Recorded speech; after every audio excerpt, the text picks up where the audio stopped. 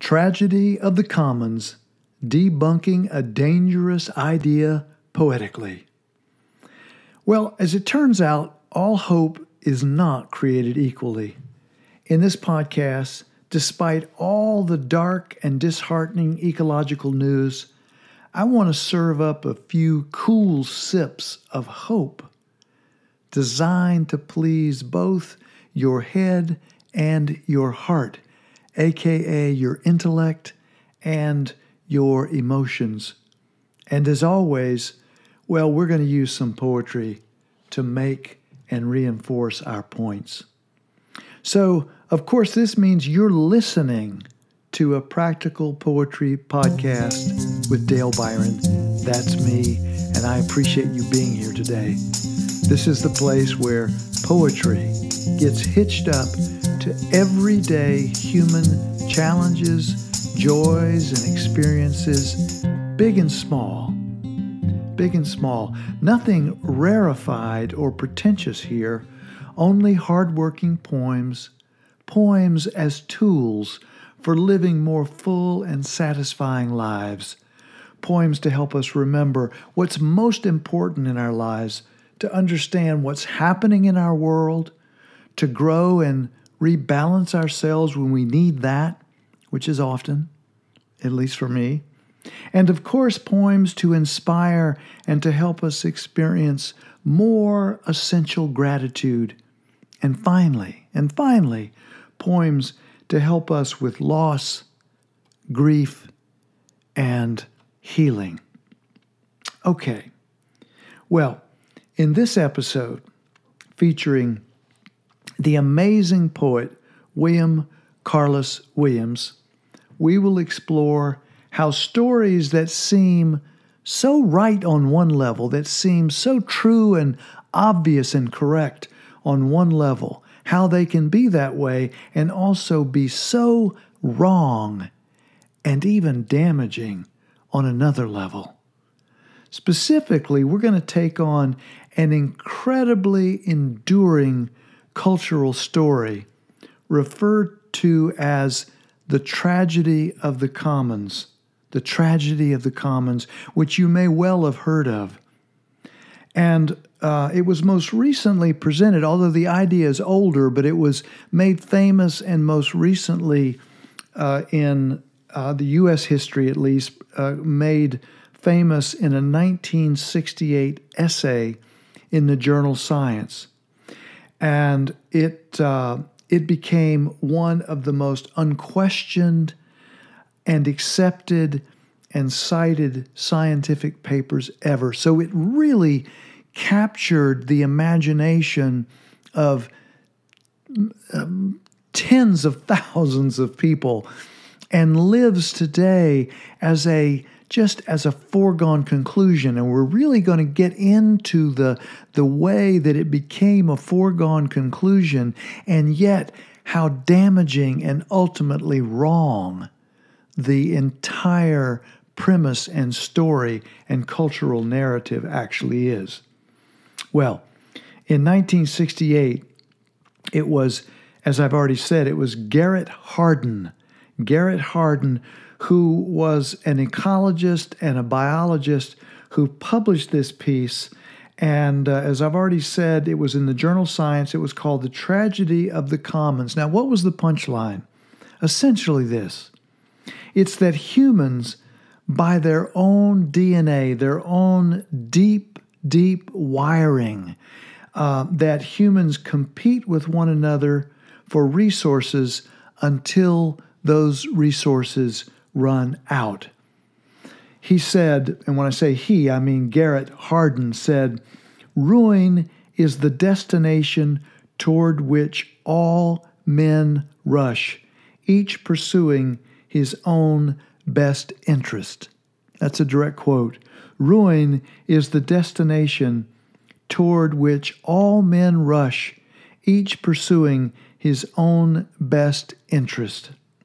Now, one of the most famous examples, I guess, of this story, this narrative, this theory of, as he is professing it, Garrett Hardin, that is of a common area for grazing cattle, a community, a common cattle grazing area, in other words, where one herder decides to sneak in a few more cows, to add a few more cows, then the next herder follows suit, and so on and so forth until everyone keeps adding more and more cattle in a kind of selfish, me first process until the whole pasture is ruined, wrecked, and destroyed because, as I say, everyone was acting in their most selfish, me first, the hell with you kind of fashion, or in that fashion. Okay, so what was Garrett Hardin's answer for this deeply wired, and one can only say human failing? Well, he believed that the answer was either total privatization of the resource or total government control. Now, he didn't put it this way, but if you think about it, and if you dig into this idea, what he was really calling for was either a kind of private or public, I mean, you could say a fascism. And whether it was public or private, but fascism nonetheless. Now, again, of course, he didn't put it that way, but that's the implication in this deeply dark and pessimistic view, as we're going to see as we unpack this more, of who humans are at their deepest level. Now, when I personally first heard this story, and again, I'm curious, as you're hearing this, what are your own thoughts? Because many of us, most of us, have at least heard of this concept. And again, it just sort of washes over us. I don't know about you, but it just sort of washed over me. And, I was thinking, did I have any internal speed bumps to have me question this narrative? And no, I really didn't. It just seemed to make so much sense, kind of like yeah, of course, and of course, and that's the way it was presented, and is still presented to this day in course after course as a kind of, like this is just obvious. This is a deep assumption about the way human beings are and the way we act, and so I just simply took it in hook, line, and sinker. And I said to myself, oh, well, on some level, here we go again, more proof that we are flawed humans, and in the end will spoil anything and everything. In other words, we human beings, by definition, by our DNA, by our deep, just the deep way that we are in the world, that we will wreck ultimately any party that we get invited to. And you see this attitudinal stance almost repeated on social media and in many different areas. And I think in some ways the lineage comes through this kind of thinking. And it's just this assumption that human beings will wreck any party that we get invited to. Now, here's the part where I would invite you again to check inside yourself. And as I've already asked you, have you heard of this narrative before? And again, if yes, how do you hold it? Is it a kind of sad but true story in your mind? Is it, or do you wonder and question this narrative? Well, speaking of wonder if I said that a deeper truth, a greater level of truth, was way more complex and even, dare I say, hopeful than this set of assumptions that come to us, that are fed to us through this particular narrative, Tragedy of the Commons. Well, I want to say it is. And if you'll stay tuned for a few more minutes, I'll get to my hopeful counter-narrative proof, I promise. But first, wait just a minute before I go there. Didn't I promise some poetry? I mean, isn't poetry at the heart of what this podcast is about? Well, yes, and I'm going to get to some in just a moment because we want to use poetry, as we promise, as a practical tool in our individual and collective lives. So, yes. So now, if you will, put a pin in our story as we're unfolding it in terms of this tragedy of the commons narrative. So it's time to take a little side route over to a poet and some poetry. In this case, as promised, William Carlos Williams, who, by the way, is the poet responsible for my own, shall I say, addiction to poetry for the last 25 plus years or so. Yes, so here's the poem that I heard all those years ago that literally changed my life on the spot. I didn't know it, of course, at the time, but let me just say the lines.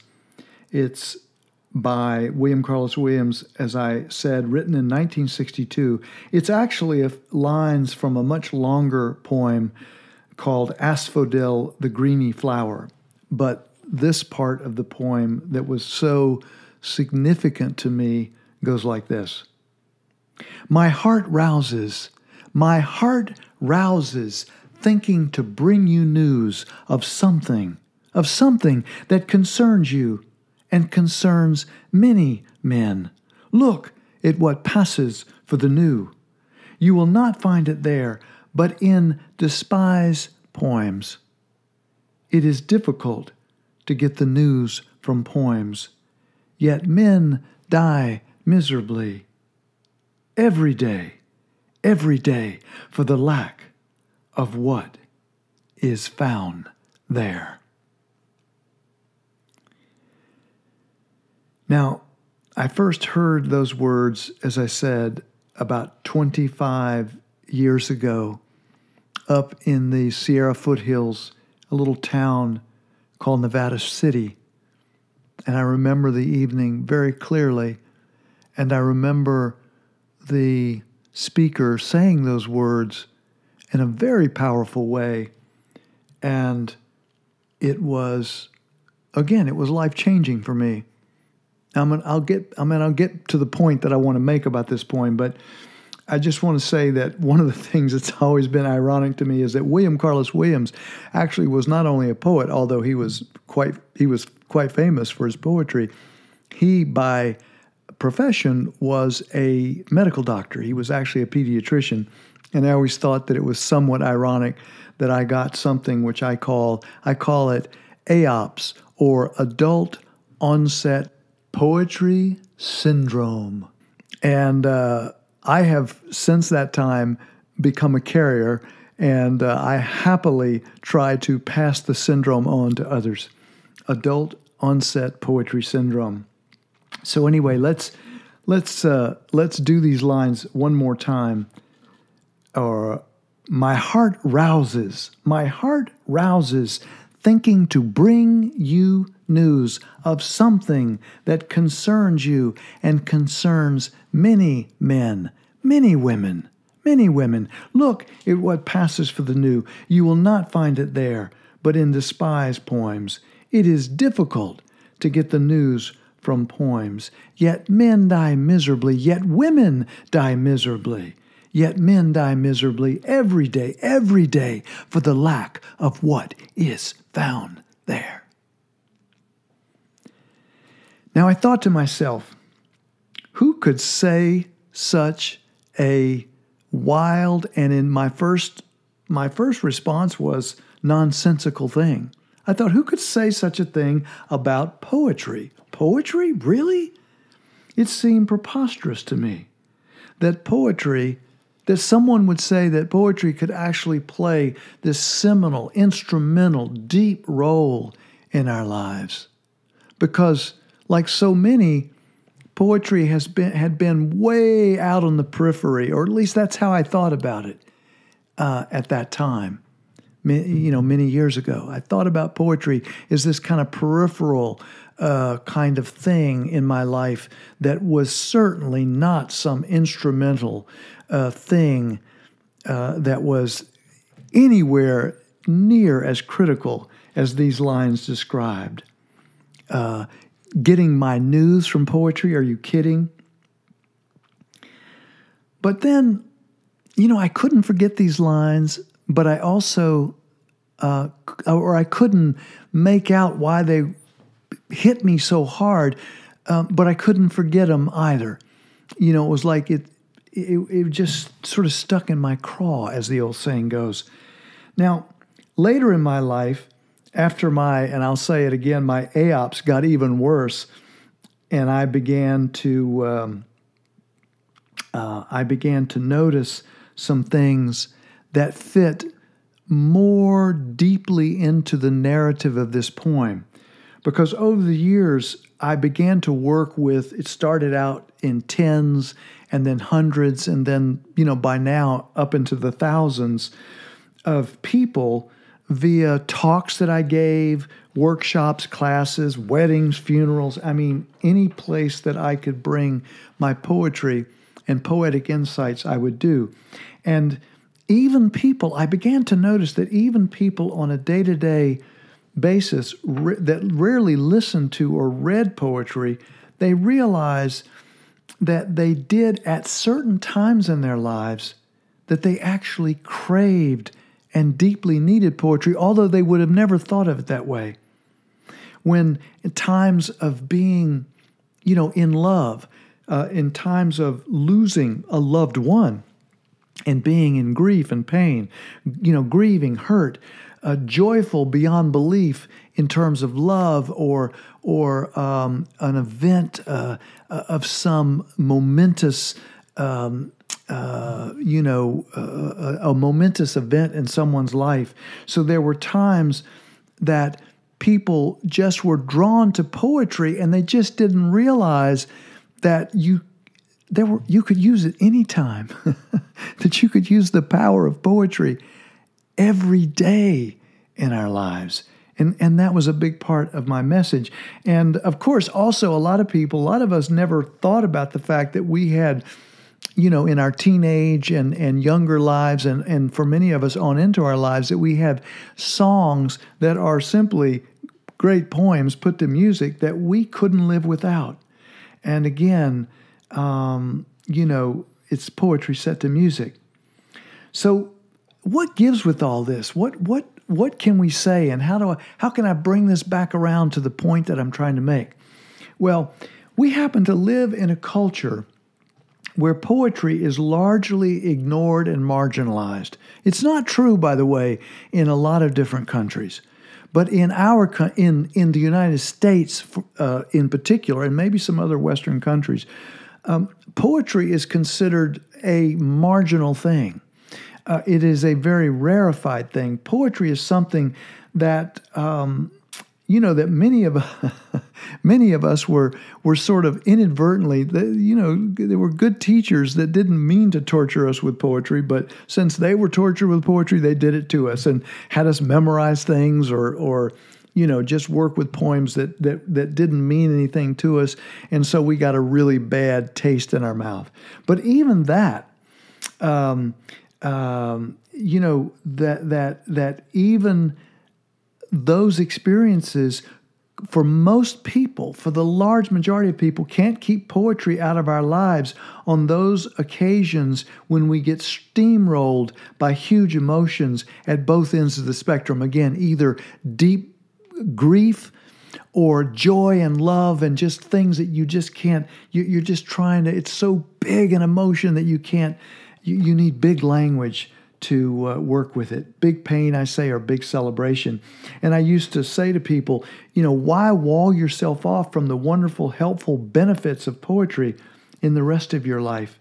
And, why use it only when you're in certain times? And many people agreed and changed their dance steps around poetry. So The idea I'm getting at is that are humans hardwired to ignore poetry, to treat it as some fancy, esoteric, rarefied, hothouse activity that you only talk about in lit courses and English courses in high school and college? No. No, it is our cultural stories, at least in some societies, that do that to us, that marginalize this incredible, powerful source of beauty and art and remembering and all the things that we can use, and healing and joyful expression and grieving, all the ways that we can use poetry. But our society tells us it's a marginal, rarefied thing. So that's how we experience it. And my point is that we begin to think of ourselves as a particular way, and we think of it as being part of our DNA, when in fact, what has happened is that there are these societal stories, these cultural stories that we are imbibing, that we are digesting, that, to mix metaphors, that we're being pickled by, that are having us show up a certain way. And then some people make theories out of that and say that's who we are. That in our DNA is who we are. And it is simply not true. I have seen it when it comes to poetry. I have seen people fall back in love with poetry and make it an incredibly important part of their lives, often again and again. So, I'm reminded of the words of the philosopher David Bohm, who said it like this. He said, "The mind makes up the world. The mind makes up the world, then claims it did not." The mind makes up the world, then claims it did not. Now let's marinate, to use that metaphor again. Let's marinate in that for a second. See, I think as humans, we make up and adopt culture, then stand back and claim that we did not. We claim that what we believe is simply the way it is. So in other words, the mind makes up the world. The mind makes up a whole story, a whole set of stories.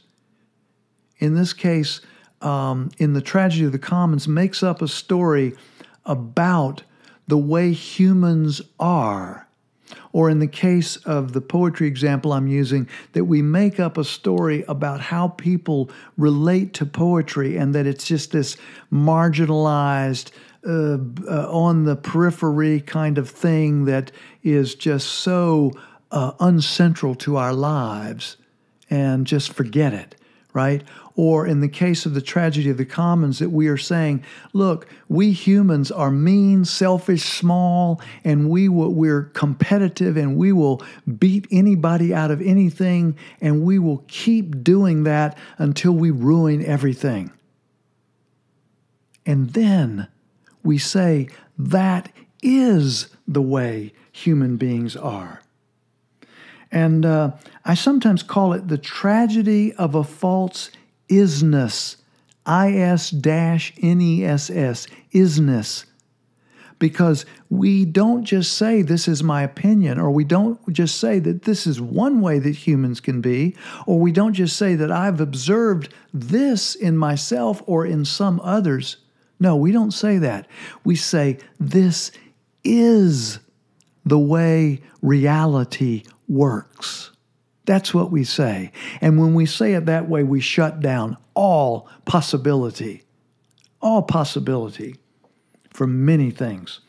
So now let's circle back around to our Tragedy of the Commons theme. And let me read a paragraph from a brilliant article from Aeon magazine about the work of Eleanor Ostrom, Nobel laureate in economics. Now, remember that I promised that I was going to show how the Tragedy of the Commons was it was it was presented not as one way human beings can be. It was presented as the way that humans always are. And so let me read this paragraph. Even before Hardin's, and remember that's who we're talking about, who wrote The Tragedy of the Commons. Even before Hardin's The Tragedy of the Commons was published, however, the young political scientist Eleanor Ostrom had proven him wrong. While Hardin speculated that the tragedy of the commons could be avoided only through total privatization or total government control, Ostrom had witnessed groundwater users near her native Los Angeles hammer out a system for sharing their coveted resource. Over the next several decades, as a professor at Indiana University in Bloomington, she studied collaborative management systems developed by cattle herders in Switzerland, forest dwellers in Japan, and irrigators in the Philippines. These communities had found ways of both preserving a shared resource, pasture, trees, water, and providing their members with a living at the same time. Some had been deftly avoiding the tragedy of the commons for centuries. For centuries. Ostrom was simply one of the first scientists to pay close attention to their traditions and analyze how and why they worked. End of quote. So, what is more true about humans than not? Well, humans are social animals. Humans make meaning with and live by way of stories. Have you noticed? Culture is, at its most fundamental, a collection of stories that provide meaning for those in that culture. If we live within a culture, this is my point, if we live within a culture that continually tells its members that they are, at their very core, selfish, mean, small, self-serving creatures, then it literally becomes a proverbial self-fulfilling prophecy. The larger point is that we mistake, in my humble opinion, the way human beings are and behave within a very specific set of stories, i.e. cultural context, and then we mistake that set of behaviors for some inherent DNA-based, deep reality that defines human beings once and for all. And I say to that, bunk. I'm not buying it. Now, am I saying that I've not observed in my own lifetime myself and others being small and mean and overly competitive and, all of the above? Yes, I've observed that. That is certainly a reality and part of the spectrum of human behavior. But to reduce humans to that, in a certain context, of course we can act mean and small. And in another context, we can act cooperative and courageous and empathetic. And we can put things together on our own without some hero or some fascist or somebody else telling us what to do. If we have the right context, the right guardrails that we create, hopefully in a democratic way, then we can do amazing things and we can get as far away from the tragedy of the commons as you can imagine. So, I guess my mission, and I would say my larger mission with using poetry in particular, because I think it is so powerful to give us new visions, to report back some new kind of truth, some new imaginative way to be in the world, and all of the above. So my mission is to end what I call the war on context, because I believe that when people narrow down the context, narrow down the lens, and then try to convince us, and often it's quite convincing. That's the challenge. You know, a story can sound so true on the surface, but if you dig down below, which I'm encouraging everyone to do, I encourage myself to do, dig below and try to understand the context which is up underneath the story, and to see if the aperture can't be widened, if the lens can't be made larger, if the context can't be increased to show more of the whole system, which then gives us an incredibly different feeling about what is true. Because as Eleanor Ostrom's work shows us, we can create cultural context that does allow humans to collaborate, cooperate, and to very successfully manage the commons, as we've already said. And of course, I love it. The tragedy of the commons can easily in this way become the miracle of the commons. So again, the real tragedy is the tragedy of what I've already said and will repeat is a false isness, which is underneath, I think, the tragedy of commons, a narrative which tends to demoralize and freeze people into kind of why even try despair? Because, I mean, if that's the way humans are, why should we even imagine a different possibility? Now, I just want to say, and we're heading for the barn here, but I want to say that speaking of Garrett Hardin, who wrote The Tragedy of the Commons, he basically, as a person, he showed his deeper foundational beliefs later in his career when he compared wealthy nations to lifeboats that couldn't accept more passengers without sinking. And in his later years, Hardin's racism became more explicit. His position, he said, is that this idea of a multi-ethnic society is a disaster. See, that's what his core belief was. He told that to an interviewer in 1997, and he died a few years after that.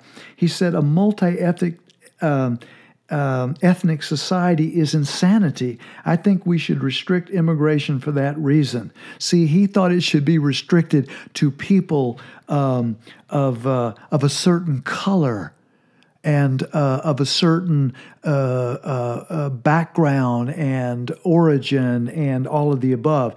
It says Hardin died in 2003, but the nonprofit Southern Poverty Law Center alert to the longevity of his ideas. Very, very influential, this essay and his ideas. But they maintain his profile in its extremist files, and they classify him as a white nationalist. Now, I didn't know any of that until I did the research for this particular episode of the podcast. And so it was so amazing to me that a set of ideas that seemed so obvious to me that I had just accepted whole cloth, and then to find out what I was allowing myself to be pickled by was a set of ideas that I do not believe in. And I certainly was allowing myself to be pickled by the ideas of a man that if you look deeper into his life, and for the Southern Poverty Law Center to consider him a white nationalist, that is very, very enlightening, and it was very enlightening for me to understand that fuller picture, that fuller context. So let's take it home. In summary, I think when we dress up an opinion about human beings only and by DNA definition that we're mean, small, and selfish and beyond redemption, we are succumbing to a belief that's based on a restricted, context-constrained, and ultimately unhelpful and partial perspective. As I've said before, yes, we humans can be mean and small and selfish, but we can also be courageous, collaborative, and cooperative. We are all those things at once. And we as communities and cultures, we get to have a say in how we pickle ourselves and for which set of characteristics we do so. And again, in the words of William Carlos Williams, my heart rouses, thinking to bring you news of something that concerns you and concerns many men, and I would add, many women. Look at what passes for the new. You will not find it there, but in despised poems, oh, it is difficult to get the news from poems, yet men die miserably every day for the lack of what is found there. That women die miserably every day for the lack of what is found there. But we, you and I, anyone listening to this podcast, we can read more poems. We can push up against narratives and stories that have been handed down to us to accept without question. We don't have to accept them. We can question them. We can look to art to give us different imaginative pictures of the world, different ways to see the world. We can support our minds with an upgraded version of David Bohm's quote. In other words, we can make up a world that works for everybody and then claim it for all. Okay, that's a wrap. That is a wrap. And I would just say, look, if you learned something or if you felt something while listening to this podcast, if you got some new insight, and I hope not just that, but some emotional hits as well, then I would love it if you would make a comment on the wherever you get this blog, pass it on to others, go to YouTube and subscribe to it there. I put these on YouTube as well. Any of that is all wonderful if you are so moved. And again, until the next time, I thank you so much for your listening ear. And please, please take good care of yourself.